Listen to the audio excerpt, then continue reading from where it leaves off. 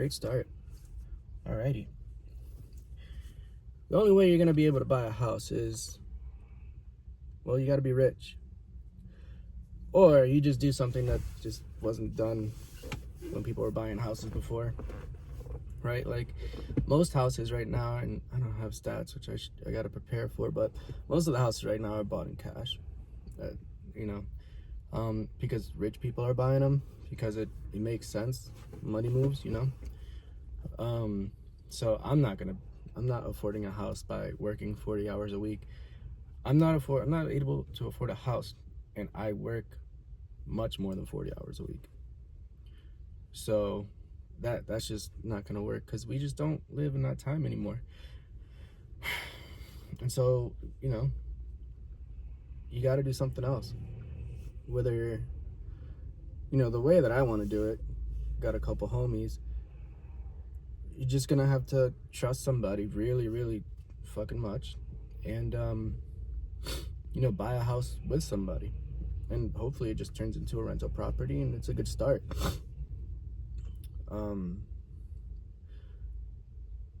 But 40 hours a week is not even close, dude.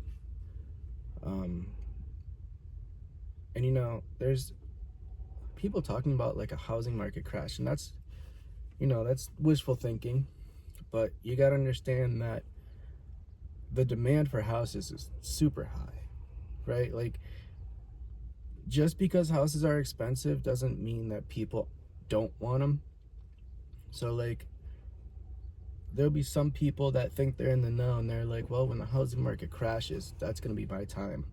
Problem with that is that that's everybody's time.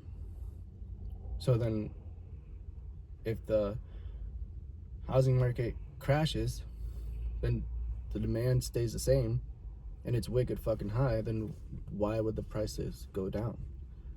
Right? Like, you're gonna be competing. Say you're like a 40-hour a week, $80,000 a year guy, and you're gonna think, my time's gonna come when the housing market hits a downturn.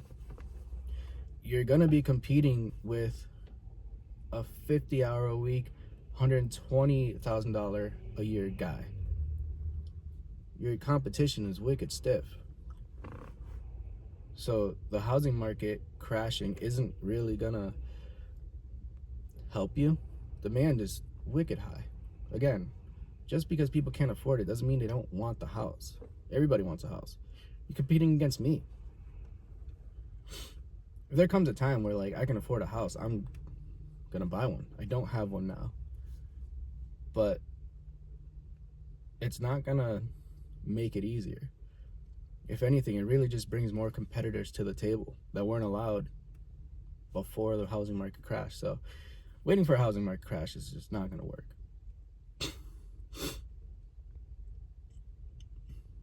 Making more money trading your time for dollars isn't close. I have a good job. Last year, like 24, I made $85,000. It's pretty solid. I save $100 a week. That's put away savings. You don't touch it. At best, that's $5,200 a year.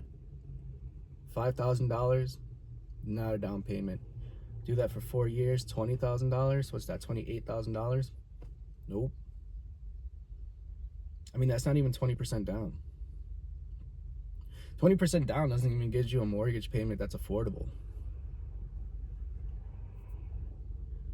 So whatever people were doing literally any other time before the last 10 years, I mean, even like 8 years ago, but you know, not like, that shit just doesn't work anymore. So you gotta like, I mean, the easiest option that I think that I've considered, you know, there's a couple. Buy it with a friend, somebody that you trust, that you know isn't gonna screw you, and that's tough for a lot of people. I find myself really blessed to be in a situation where I have multiple friends where I can trust with anything. You know, trust with my life share. A lot of people you could trust with your life. That's your life. Most people aren't evil, but that won't try to screw you for a 1% return. You know, That's still difficult for most people. Most people don't have that. But yeah, you could buy a house with somebody. I mean, if you got double income and no kids, probably. Like, if my wife worked, we'd probably be able to afford a house. But it'd still be, like, wicked tight. Like, say she made $60,000 last year working a normal job, whatever the fuck that is. It could still be wicked tight. Like, mortgage payments would be, like, well over $2,000, and it's kind of unreasonable. Like, I take home $1,000 a week after taxes. And so what, that's like 2 weeks of income? That's doesn't really work. But that's an option. The other option is, like, guess people call it house hacking. You buy a house and immediately have a rental guy like move into it. Also a possibility, but then you got to set yourself up to succeed there. I mean, rent's really high. Like, here in the Northeast, there is no rental payment that's less than like $1,500. Then $1,500 gets you the bare minimum in an area you don't want to live in. And you know, up in the Northeast, we actually have those areas that you don't want to live in. But honestly, the only real working way that you can get a house is to just not be poor. You have to fucking figure it out, whether you're working way more, which isn't really enough money compared to how much time you spend. Trading your time for dollars is like not really feasible to get the kind of lifestyle that we think that we deserve. I gotta go to work soon. I was supposed to make a video yesterday. It's really about getting the reps in.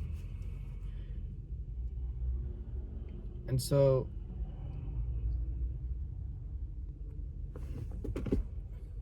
if you're not rich, you're not getting a house.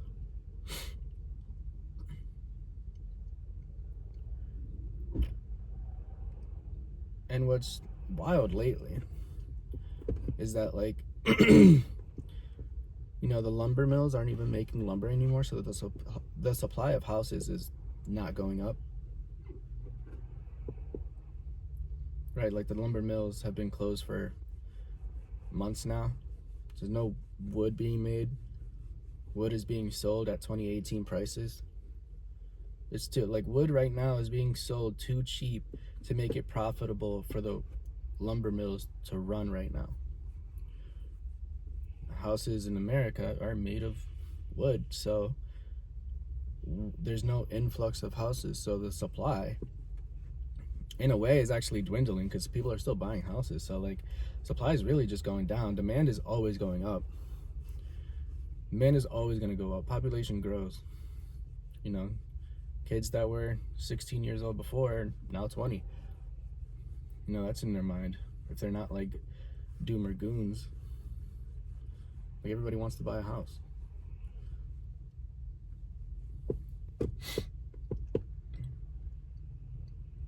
So my unsolicited opinion is it's going to be more difficult to buy a house. There's never going to be a time where it's going to be like, oh, now's the time to buy a house. No, for sure not.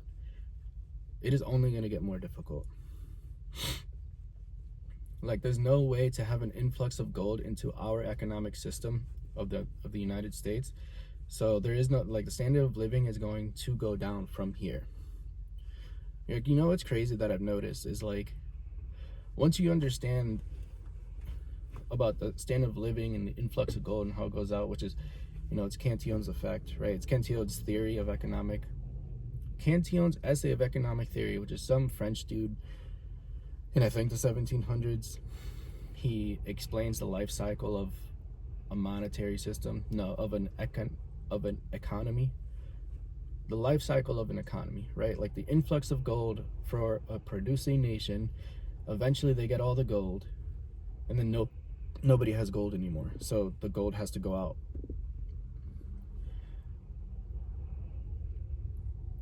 You could tell that the standard of living is going down slowly. So, I mean, of course people aren't affording houses, but let's take that out of the equation. Up in Massachusetts, where I work, There's a shortage of salt for the roads.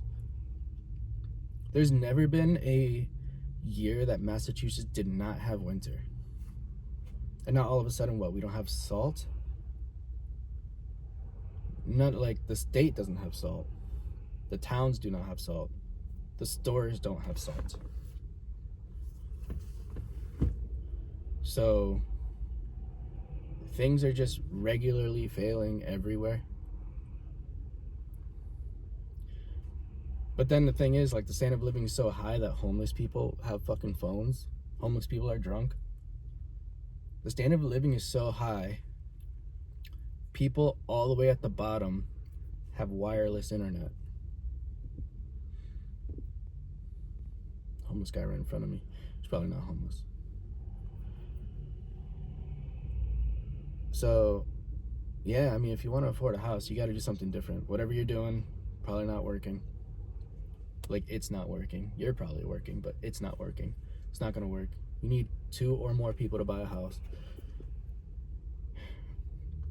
The housing market crash is not going to help. Too many people, the demand's too high. Supply's too low. Lumber isn't even being produced right now, so so nobody's making houses. Like, in the regulations, just make it way too expensive to build a house. You want to build a house, like, you have to go through so many hoops, thousands and thousands and tens of thousands of dollars just to sign the paperwork.